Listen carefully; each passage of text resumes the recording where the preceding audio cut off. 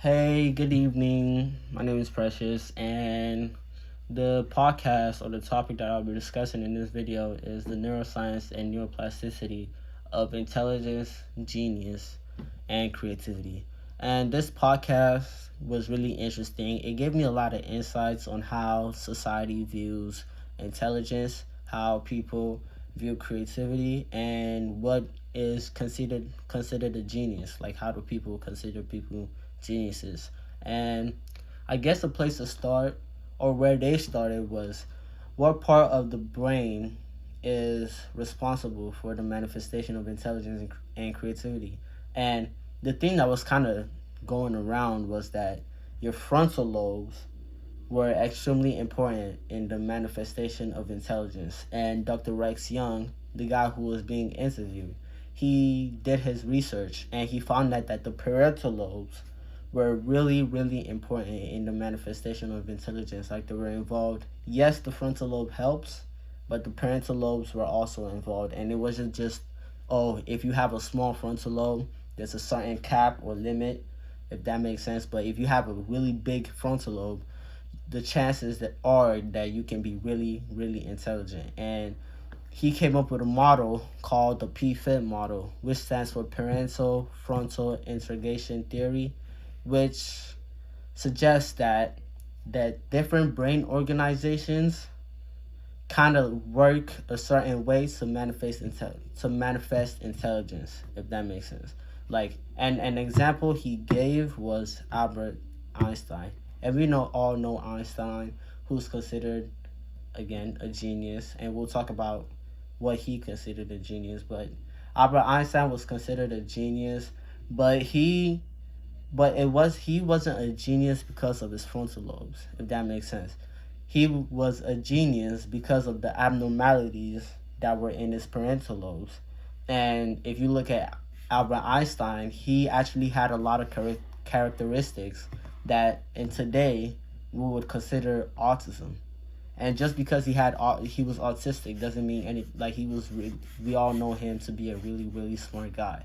And I guess that's when we kind of transition into the IQ test. The IQ test, or intelligence test, was designed to show children who needed more help. And an example of this are, like, mentally disabled children, or just people who have, like, trouble learning in general. Yes, this IQ test helps show that, but it doesn't show how well these, like, children perform in their daily lives, if that makes sense. Like, a low IQ doesn't necessarily mean that one will be dysfunctional, and a high IQ doesn't necessarily mean that one will be successful. Does having a high IQ help? Yes, 1,000%. But just because one has a low IQ doesn't mean, oh, they're done. There's nothing they can do in life, and they don't have a place. That isn't true. And someone who actually has a high IQ might hold themselves to a certain threshold. They might want to be a master in this field, an expert in this field, and or a CEO. And if they feel like if they don't meet that standard, then they're a failure, this can bring a lot of anxiety and depression. And a story that I want to share is, like, the host.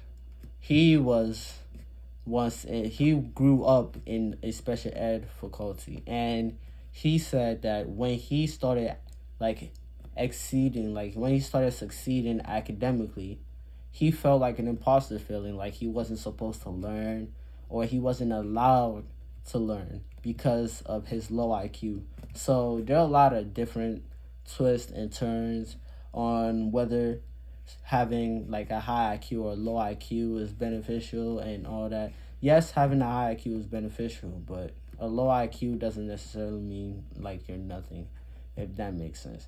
And this is when they started to talk about neuroplasticity.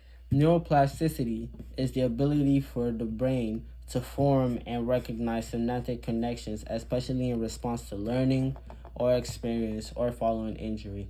Now, neuroplasticity doesn't necessarily make a lot of things better in the brain, as a lot of patients think. Like, something like vision has zero neuroplasticity because it has been laid down so early in life. Motor functioning, however, is not zero, but you can you can regain some functioning. But if you damage the primary motor cortex, the plasticity of the other cortex and the other hemisphere to like kind of take over the functioning of the contralateral part of your body is very small. But an example of something that actually has good neuroplasticity is memory.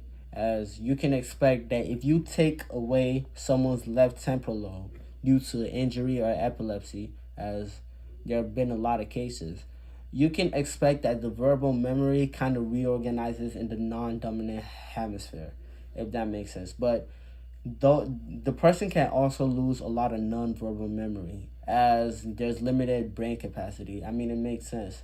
The You lost half of your brain, so the amount of space that you have to kind of regain things is very, very limited. So the question, well, like kind of like going for neuroplasticity, is what brain functioning is being lost and what brain functioning is being regained. And yeah, that's it. And the next topic they talked about was creativity and genius. And I'm just gonna quickly skip over this because it's a lot.